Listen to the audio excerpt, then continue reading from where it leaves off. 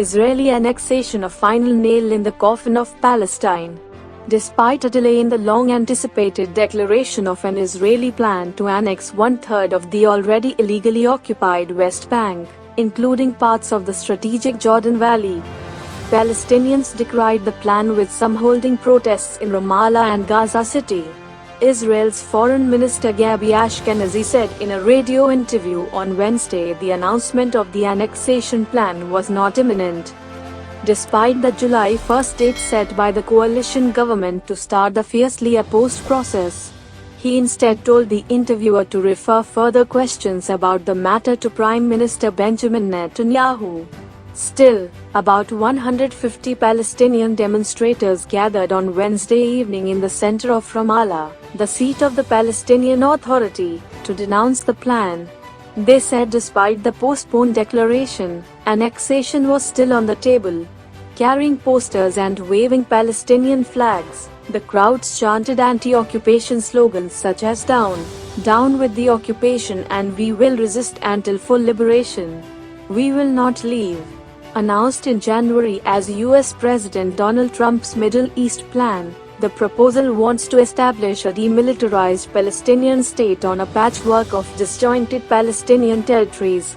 While Israel's alternate Prime Minister Benny Gantz said last week that annexation should wait until the coronavirus crisis is over, Netanyahu might still go ahead with it. But Israeli military and intelligence officials have warned the move could cause an uprising in the West Bank, which would be a grave security risk for Israel. Furthermore, the plan has been met with condemnation by the Palestinian public, their leaders and the global community alike. "Another catastrophe. I'm angry because this is history repeating itself," said Zaina Mustafa, a 20-year-old student from Ramallah. "The annexation plan is another Nakba, catastrophe, and Naksa, day of setback," she added, referring to the 1948 Palestinian exodus that saw more than 700,000 Palestinian Arabs expelled from their homes and an Israeli state declared, and the 1967 Six-Day War after that saw Israel take control of the West Bank from Jordan and the Gaza Strip from Egypt. For Bilal Gait, a 40-year-old resident of Ramallah, the annexation plan would push Palestinians further under a state of occupation and military rule. As soon as the annexation plan is declared, it will be the end of the Oslo Accords, he said, referring to the 1993 agreement which established the Palestinian Authority, PA, and gave it limited powers.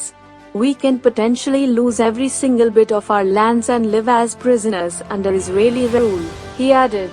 In the lead-up to the anticipated declaration, the head of the PA and Palestinian President, Mahmoud Abbas, said the authority had terminated all of its agreements with Israel and the United States amid Israel's push for annexation. Palestinian Prime Minister Mohammed Shtayyeh warned if Israel goes ahead with the plan, Palestinians would unilaterally declare a state along the pre-1967 borders. Disjointed lands. A key criticism of the plan is it would prevent Palestinians from accessing their agricultural land and water resources in the fertile Jordan Valley known as the breadbasket for Palestinians. The plan could destroy farmers' export businesses and deprive them of their source of income. Israel is creating an environment in which the Palestinians cannot grow in their lands and business, said Walid Assaf, a Palestinian minister and chairman of the Commission Against the Wall and Settlements. The crux of this conflict has been the land, and Israel's helping Jewish settlers take over it and expel the Palestinians in the process. Over the past few years, Palestinian and Israeli NGOs have reported an increase in the construction of settlements in the occupied West Bank and Jewish settler-only roads that connect them with Israel. The structures have further carved up Palestinian territories and added to the disjointed nature of cities, villages and towns. According to Assaf, Israel has already taken practical steps to annex the areas included in the plan, with the Jewish state allegedly building 3 new settlements in recent months, 2 near Nablus and another near Hebron. Only a formality. Still, Many Palestinians believe the plan is only a formality and that de facto Israeli occupation of their land has been underway for many years.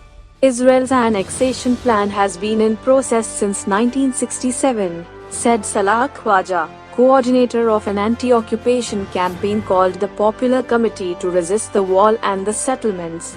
Israel has since built settlements and the wall. And so, annexation has been ongoing for a long time, he added, as he stood among the crowd of demonstrators in Ramallah. Although the plan does not aim to annex occupied East Jerusalem, which the Palestinian Authority sees as the capital of a future Palestinian state, the international community, including the United Nations and the European Union, have said it threatens to sabotage any peace agreement or two-state solution to the Arab-Israeli conflict. The plan will be the final nail in the coffin. It will end any chance for a future Palestinian state and our right to self-determination, said Assaf. It will also restrict Palestinian lives in a way like never before, making it impossible for us to build our lives or dream for the future.